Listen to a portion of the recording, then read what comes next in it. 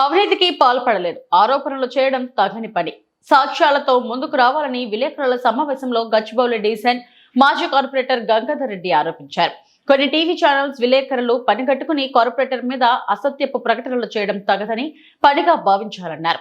శేరలింగంపల్లి నియోజకవర్గ Gachibowli division corporator స్థాయిలో ఉండి నేను అవినీతికి పాల్పడినట్టు ఒక ఛానల్లో వార్తలు చేయడం సిగ్గుచేటుగా ఉందని దిగిపెట్టారు. తనపై అనూహ్యపు వార్తలు రాసినందుకు సైబరాబాద్ పోలీసులకు ఫిర్యాదు చేశామని గంగాధర్ రెడ్డి విలేకరుల సమావేశంలో తెలిపారు. దీనికి తోడుగా శ్రీనివాసరావు అడ్వకేట్ ను తనపై అసత్యపు వార్తలు రాసిన ఛానల్ మేనేజింగ్ డైరెక్టర్ శేరలింగంపల్లి విలేకరిపై ప్రైవేట్ కేసును నమోదు చేశామని తెలిపారు. గతంలో కూడా శేరలింగంపల్లిలో ఏ విలేకరులు అసత్యపు వార్తలు రాయలేదని విలేకరుల సమావేశంలో పేర్కొన్నారు.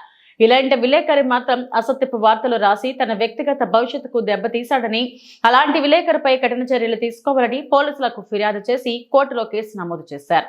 గత 2 రోజుల నుంచి ఒక యూట్యూబ్ ఛానల్లో బీఆర్కే న్యూస్ అనే ఛానల్లో నా మీద వ్యక్తిగతంగా కొన్ని ఆరోపణలు రావడం జరిగింది.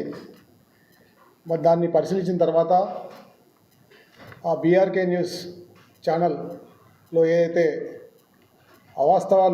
వాస్తవాలుగా చిత్రీకరిస్తూ ఏదైతే ఎన్టీఆర్ నగర్లో ఒక బిల్డింగ్కి సంబంధించి నా ఫొటోసు వీడియోస్ పెట్టి కొంతమంది రాజకీయ నాయకుల ప్రోద్బలంతో కావాలని గత 24 సంవత్సరాల నుంచి సుదీర్ఘ రాజకీయ కాలంలో నేను కార్పొరేటర్గా మొన్ననే పదవీ కాలం పూర్తి చేసుకున్న తర్వాత మరి నా మీద ఒక తీవ్రమైన ఆరోపణ చేయడం జరిగింది.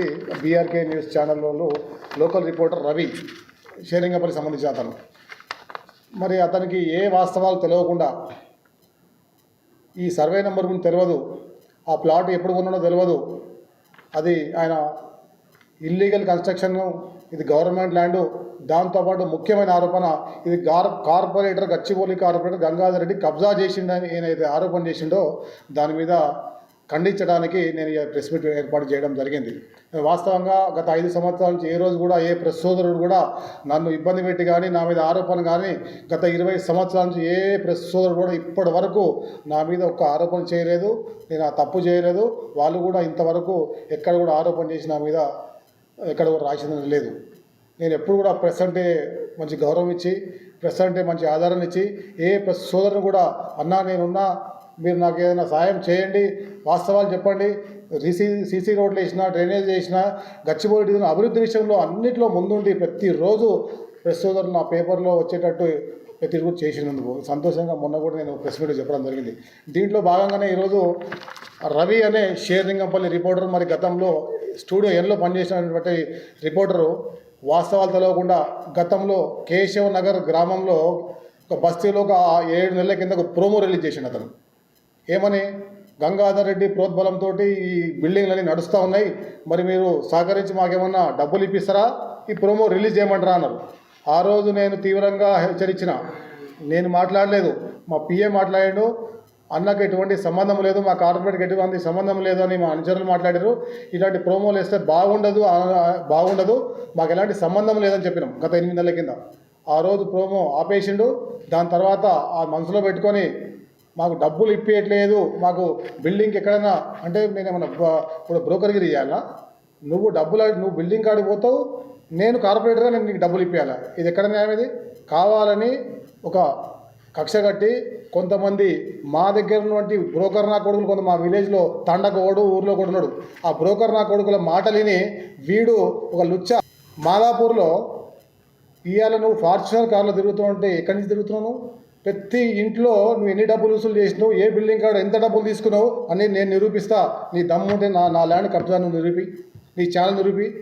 ఈ ల్యాండ్ ఎక్కడి నుంచి వచ్చింది నేను కొన్నప్పటి నుంచి పేపర్లు నేను పెడతా, ఇక పేపర్లు నేను వాస్తవాలు పెడుతున్నా.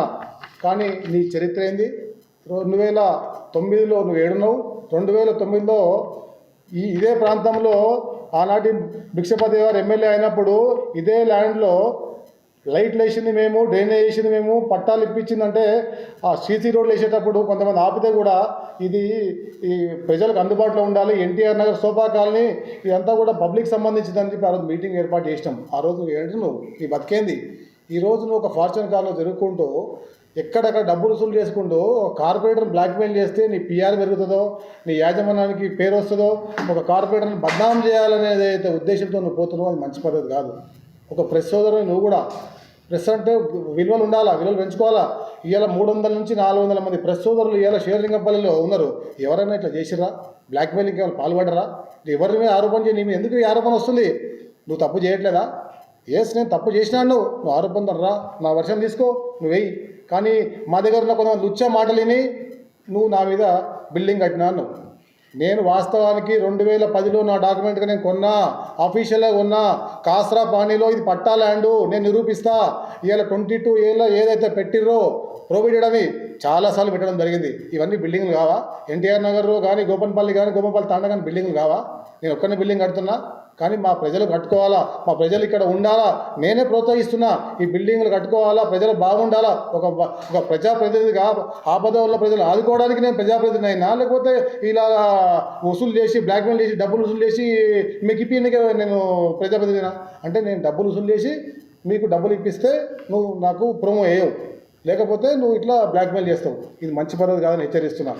దీన్ని నేను మా పార్టీలో కూడా చెప్పడం జరిగింది. నేను ఈ బిల్డింగ్కి సంబంధించి 640 గజాలు క్లియర్గా డాక్యుమెంట్ కొన్నా. గతంలో 15 సంవత్సరాలు క్యాంబ్రిడ్జ్ స్కూల్ అనేది పిల్లలకు స్కూల్ నడిపేయడం జరిగింది. ఒక 10,000 రెంట్ తీసుకొని 10 సంవత్సరాలు ఒకరికి స్కూల్కి ఇస్తే ఆ పిల్లలు ఎంతోమంది స్కూల్ విద్యార్థులు ఇదే గ్రామం నుంచి వచ్చి చదువుకున్నది. ఆ రోజు నువ్వు నువ్వు ఎక్కడున్నావు, అసలు నీకు ఏమైనా ఐడియా ఉందా? ఒకసారి తెలుసుకొని మనం చెప్పమని చెప్తున్నా. దాని తర్వాత కరోనా టైంలో ఎంతోమంది చనిపోతున్న ఈ సందర్భంలో అక్కడే వంటలు వండి సుమారు సంవత్సరం రోజులు మేము అన్నం పెట్టినాం అక్కడే, అదే ప్లాట్లోంచి. ఈ రోజు నా మీద కబ్జా అని చెప్పేసి నువ్వు ఇలా నీ పిఆర్ పెంచుకోనికే నీ ఏదో నువ్వు తెల్ల ఫార్చునర్ కొనుక్కొని చేయడానికి అనుకున్నావు. నీ ఫార్చునర్లు ఇవన్నీ కూడా పనిచేయవు. నేను కార్పొరేటర్గా ఎంత అయితే బాగా మాట్లాడుతానో, నేను ఈ వేదిక నుంచి కొంచెం పక్క జరిగితే నువ్వు నాతో తట్టుకోలేవు. నా మాటలు తరకు ప్రజల్లో పోతే నువ్వు ఊహించలేవు. నీకు కూడా ఫ్యామిలీ ఉంది, పిల్లలు ఉన్నారు. రేపు నా ఫ్యామిలీ నిన్న జరిగిన దాని మీద ఎంత బాధపడతానండి. మీ నాన్న కబ్జా చేసిండు, బిల్డింగ్ కడుతుండంటే ఏంది? నాకు చాలా బాధ అనిపించింది. లేనిపోని ఆరోపణలు చేయొద్దు. మా దగ్గర ఉన్న కొంతమంది పనికిరాని లుచ్చాలుగా చెప్తున్నా, మీరు ఈ వీడియోలు తీసి రాత్రికి ఒకరికి ఫోన్ చేసి ఈ వీడియో సర్క్యులేట్ చేయండి, ఈ వీక్లో సైకిల్ చేయండి అంటాడు ఒకడు. వానికి చెప్తున్నా, బిడ్డ నీ 2-3 బిల్డింగులు 8-8 ఫ్లోర్లు కట్టినావు, నేను తలుచుకుంటే పునాదులతో దావా తీపిస్తా, రేపటి నుంచి లెక్క పెట్టి తీపిస్తా. కొడుకును కూడా వదిలేదు లేదు, బ్రోకర్ నా కొడుకులారా చెప్తున్నా. రాజకీయంగా ఎదుర్కొంటే రాజకీయంగా నాతో రండి, దమ్ముంటే. మొన్న ఆడ ఈడ కాదు, మీ బ్రోకరిజం నా పనిచేయదు. దమ్ముంటే ప్రజలకు న్యాయం చేయండి, ప్రజల పక్షాన్ని నిలబడండి, ప్రజల ఆదరణ పొందండి. కానీ నువ్వు కూడా కట్టేది ఇల్లీగల్ బిల్డింగ్లే, నువ్వు కూడా కట్టేది ఈరోజు 8 ఫ్లోర్లు బాయిల్ కబ్జా చేస్తూ అన్ని కబ్జా చేస్తూ బిల్డింగ్ కడతావు. నా మీద ఇట్లాంటి బ్రోకర్ లంచం పంపిస్తావా? Useless fellow. మళ్ళీ కూడా చెప్తున్నా, ఇట్లాంటి ఆరోపణలు చేస్తే సహించేది లేదు. రేపు రాబోయే రోజుల్లో దీని మీద నేను నిన్ననే ఏసీపీ గారికి డీసీపీ గారికి కంప్లైంట్ చేయడం, ఎఫ్ఐఆర్ చేపించడం జరిగింది. రేపు డిఫర్మేషన్ కేసు కూడా నేను ఈరోజే ఆయనకు పంపించడం జరిగింది. మా అడ్వకేట్ ద్వారా మొదటి 10 రోజుల్లో మీరు సమాధానం చెప్పి మీరు అపాలజీ చెప్పకపోతే 5 కోట్ల రూపాయల జరిమానా కూడా నేను వేయడం జరిగింది. కాబట్టి ఎవరైనా ఆరోపణలు చేసే ముందు మా కష్టపడి 5 సంవత్సరాలు సుదీర్ఘంగా పనిచేసి ఒక మంచి పేరు తెచ్చుకున్నామనే ఉద్దేశంతో వేరే నాయకుల ప్రోద్బలంతో మీరు చేయదు. దయచేసి ప్రెస్ సోదరులు అంటే చాలా విలువతో ఉన్నాను. ఈరోజు కూడా మీకు గౌరవిస్తా.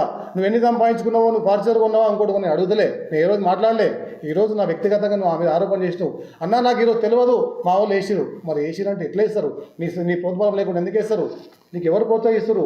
వద్దు, రాజకీయంగా మీరు చేయదు. రాజకీయాల్లో మేము ఉన్నాం, రాజకీయంగా ఎదుర్కోవడానికి సిద్ధంగా ఉన్నాం. రేపు రాబోయే ఎలక్షన్లో రాజకీయంగా ఏ విధంగా అధికార పార్టీయా ఇంకో పార్టీయా మేము ఎదుర్కొంటాం. కానీ వ్యక్తిగతంగా నా మీద ఆరోపణ చేసి నీ పిఆర్ పెంచుకునే విధంగా మాత్రం తప్పు చేయకు.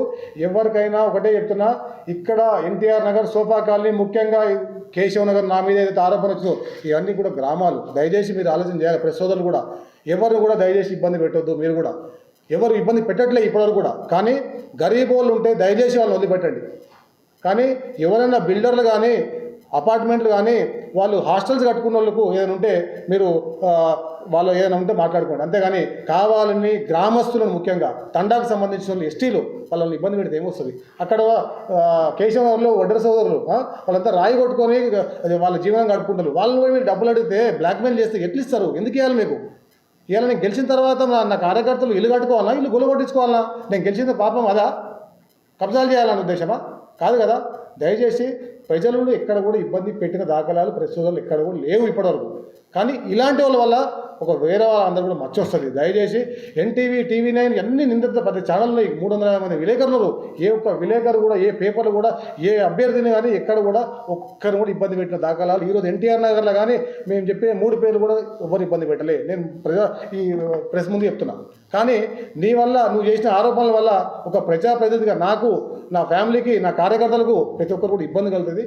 దయచేసి ఇవన్నీ కూడా మానుకొని ఏ విధంగా అయితే నువ్వు తప్పు చేసినావో అది యాజ్ ఇట్ ఈజ్గా అది తీసేసి అపాలజీ చెప్తే మేము ఏ విధంగా ముందుకు వెళ్ళముతాం. లేకపోతే చట్టపరంగా మేము ఎదుర్కొంటాం.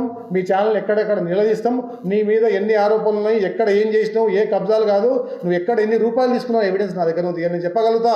ఇవాళ నేను క్లియర్గా నువ్వు ఏ రూపాయి ఎక్కడ తీసుకున్నావు, ఏ బిల్డింగ్కి ఎంత మాట్లాడుకున్నావు అనేది రుజువు నేను చేయగలుగుతా. నువ్వు నా మీద ఏం ఆరోపణ చేస్తావు చేసుకో, ఏం పీక్కు అది కూడా చెప్తున్నా. కానీ నా విషయంలో ఇంకొకసారి ఆధారం లేకుండా ఆరోపణ చేస్తే పరిణామాలు చాలా తీవ్రంగా ఉంటాయి. రేపు పక్క జరిగినాక నువ్వు బయట కూడా తిరగలేవని హెచ్చరిస్తున్నాను. Thank you.